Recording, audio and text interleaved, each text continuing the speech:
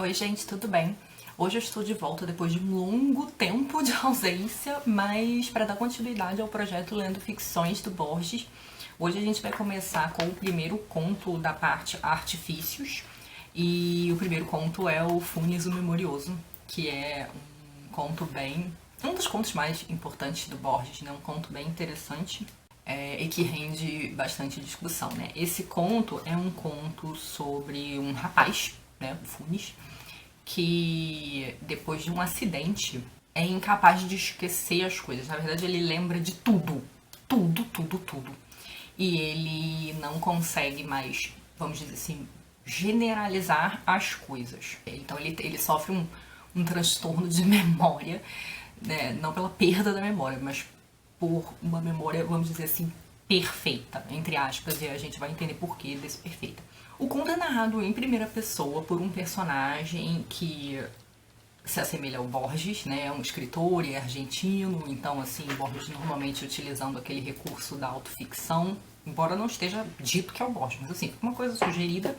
E o Borges então vai falar, o narrador vai falar desse personagem, né, que ele conheceu, que era um rapaz que cavalgava, mas ele tem um acidente, ele cai do cavalo e aí ele ganha essa condição estranha. O narrador acha curioso porque uma vez imobilizado, esse rapaz começa a ler muito e ele pede para o narrador dicas de livros em latim, porque ele queria ler umas coisas em latim.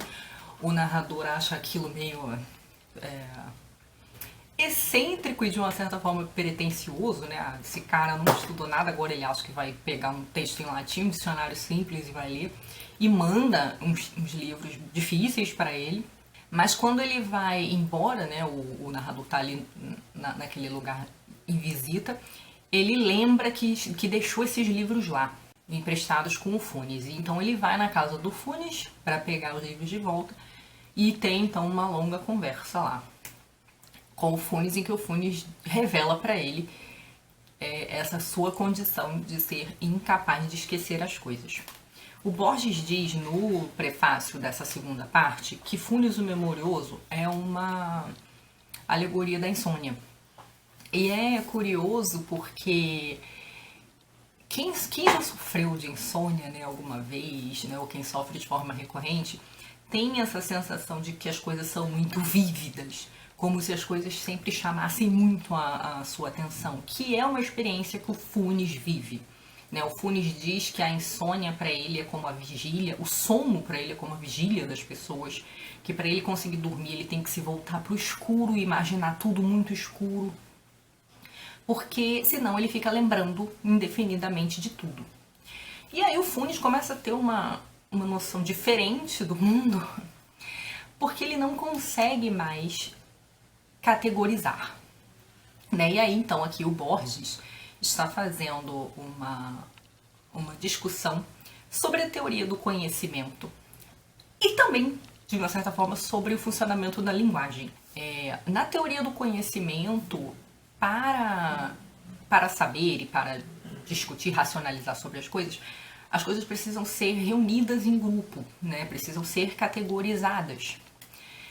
De uma certa forma, a linguagem também é assim, né? Porque quando você diz folha, você não está falando de uma única folha específica, de uma única árvore específica. Você está falando de um grupo folha que inclui todas as folhas na sua individualidade. A linguagem funciona pelo processo de universalização e de idealização. Então, isso significa que saber e que falar implica esquecer. Você precisa, de uma certa forma, suspender, abstrair a individualidade das coisas e agrupá-las em categorias. Né? Então aí você tem os paradigmas da linguagem e aí você tem as disciplinas, as epistemes, né, do conhecimento. E é interessante, então, que o Borges ele vai falar exatamente disso no final do conto, quando ele diz assim: suspeito, contudo, que não fosse muito capaz de pensar, tá falando do Funes. Pensar é esquecer diferenças, é generalizar, é abstrair. O Funes, ele não consegue fazer isso e isso cria uma paralisia nele. E é curioso porque o Borges transforma essa paralisia da ação na paralisia física, porque o Funes só passa a ter essa condição quando ele sofre um acidente, né? Ele cai do cavalo e fica paraplégico, tetraplégico, não lembro.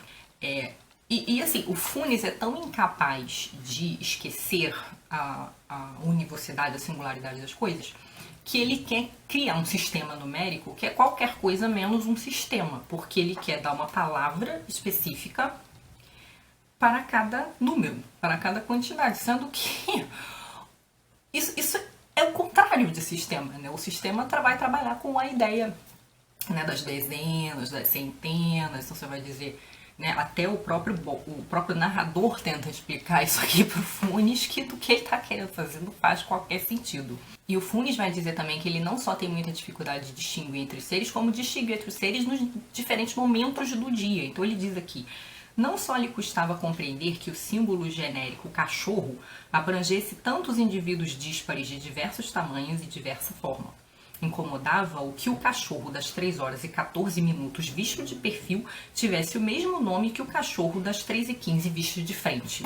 Ou seja, esse conhecimento de tudo na sua singularidade impede o Funes de pensar. E ele fica paralisado, impede ele inclusive de se comunicar, porque se ele não consegue fazer distinção entre as coisas, como ele vai se utilizar dos sintagmas e paradigmas da linguagem, né?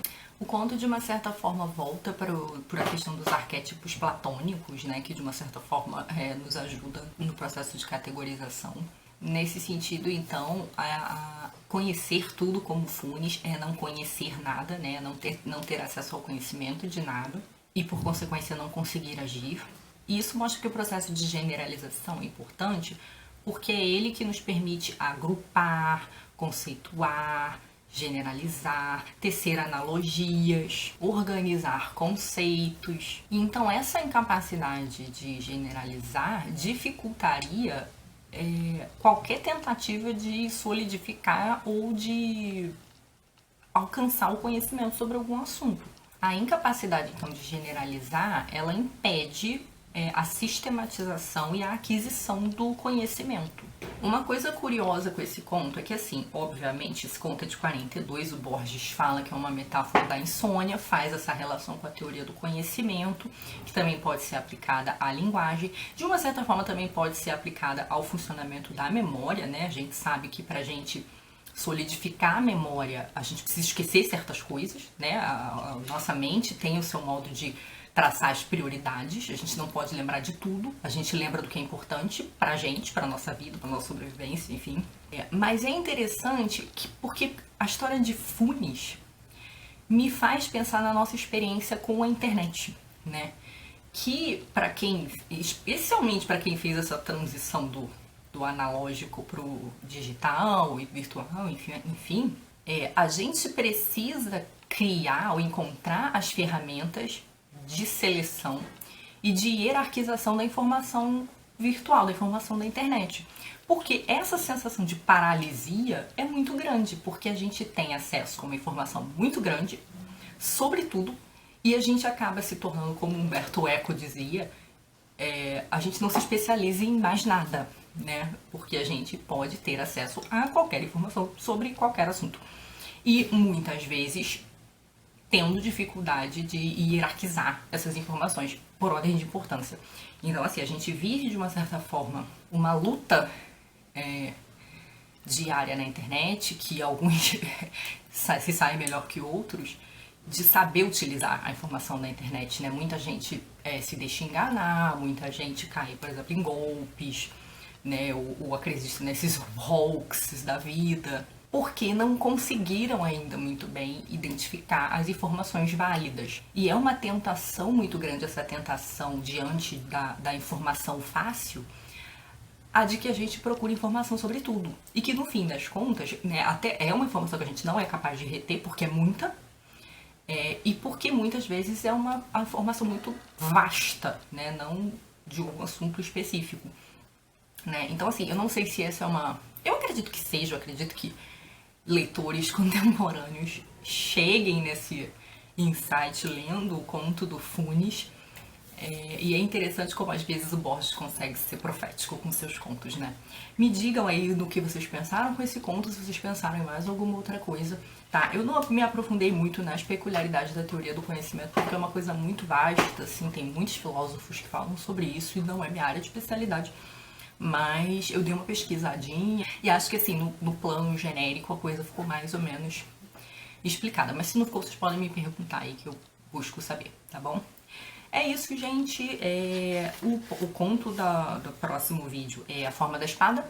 Eu espero que vocês não tenham desistido do projeto, estejam aí lendo Borges, tá bom? Até a próxima. Tchauzinho.